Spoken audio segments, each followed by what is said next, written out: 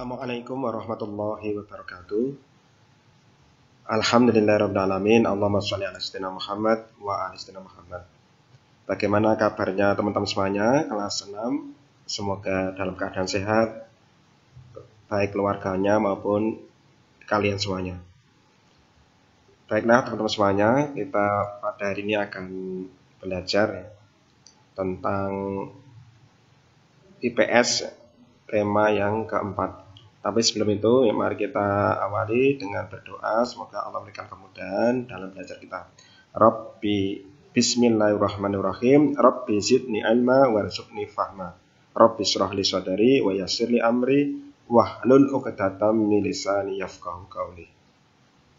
Tadi sudah Ustaz sampaikan, hari ini belajar tema 4, globalisasi mumpel IPS. KD-nya adalah ini, menganalisis posisi dan peran Indonesia dalam kerjasama di bidang ekonomi, politik, sosial, budaya, teknologi, dan pendidikan dalam lingkup ASEAN. 4.3-nya seperti itu di bawahnya. Nah, peta konsep yang kita pelajari hari ini ada dua, tentang globalisasi dan juga kerjasama ASEAN dan peranan Indonesia di ASEAN. Globalisasi yang kita pelajari, pengertiannya, terus kemudian juga penyebab globalisasi, ciri-ciri globalisasi, dan manfaat atau dampak positif globalisasi.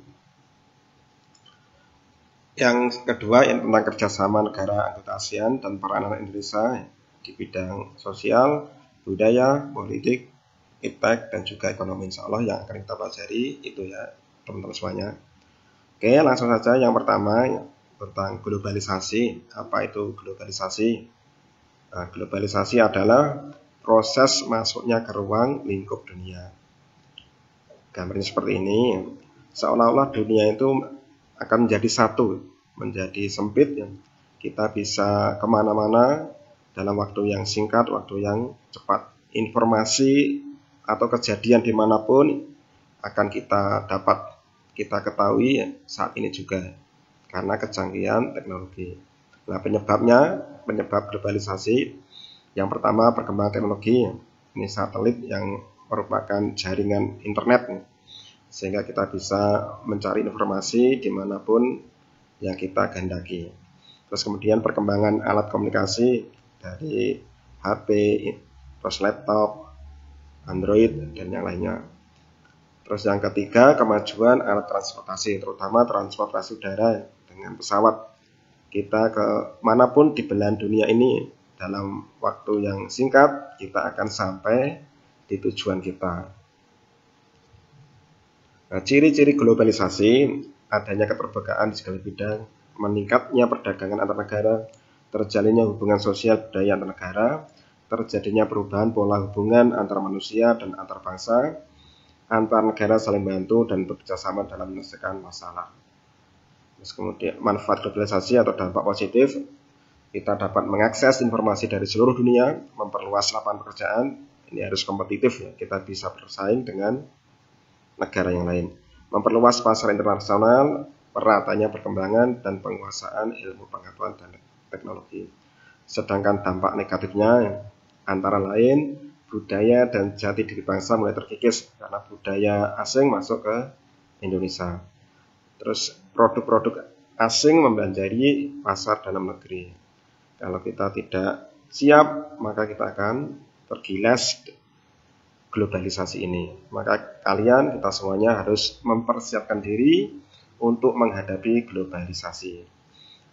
Nah, ini yang perlu kita persiapkan adalah perkuat iman dan takwa kita kepada Allah Ta'ala dengan mendalami ilmu agama, rajin beribadah kepada Allah, rajin menuntut ilmu agama terutama.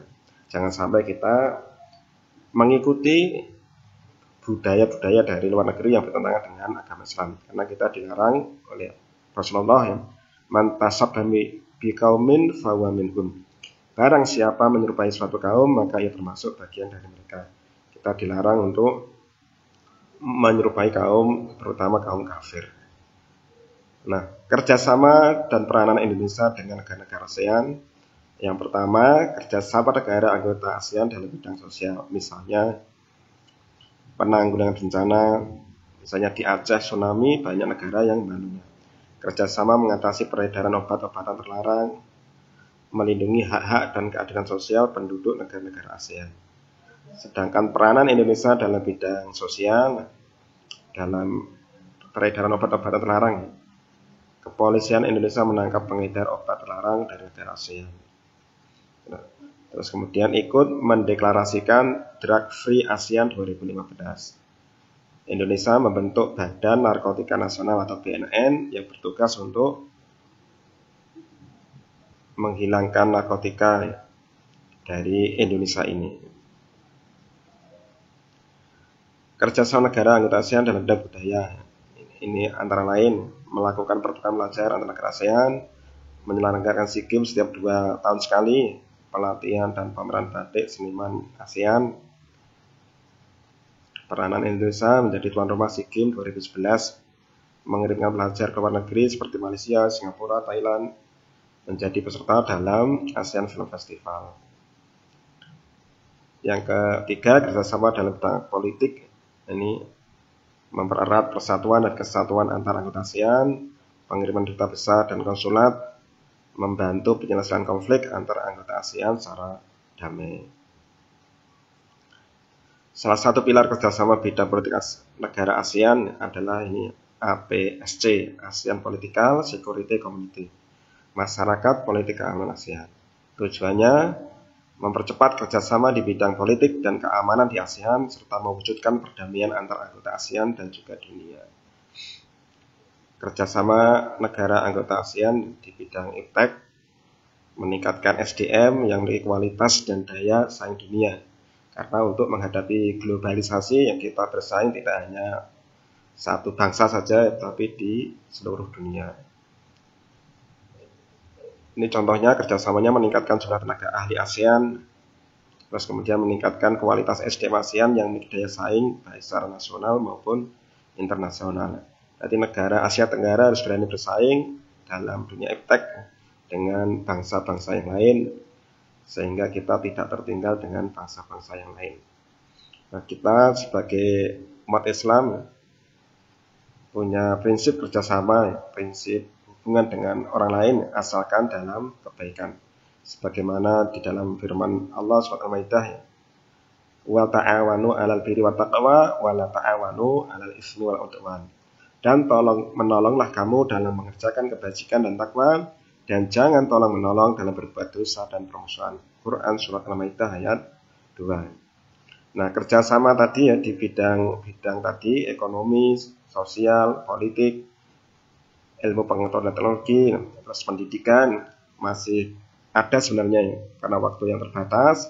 Silahkan teman-teman bisa membuka buku paketnya, Ibu Pena 6B, ataupun rangkuman yang sudah Ustadz buat, sehingga bisa digunakan untuk belajar secara singkat. Ada 3 lembar itu yang rangkumannya bisa dibaca. Kalau sudah belajar membaca, ya silakan kalian untuk mengerjakan tugas. Tidak usah dikumpulkan, ini hanya sebagai latihan saja.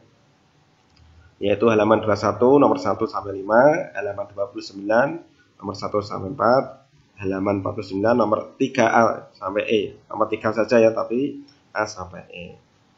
Demikian yang Ustadz sampaikan, semoga bermanfaat dan kalian tetap semangat belajar dari rumah sehingga kita bisa nanti ya untuk bisa mendapatkan ilmu, mendapatkan kompetensi yang bermanfaat sehingga kita bisa bersaing untuk menghadapi globalisasi ini. Kurang lebihnya mohon maaf. Alhamdulillahirabbil alamin. Assalamualaikum warahmatullahi wabarakatuh.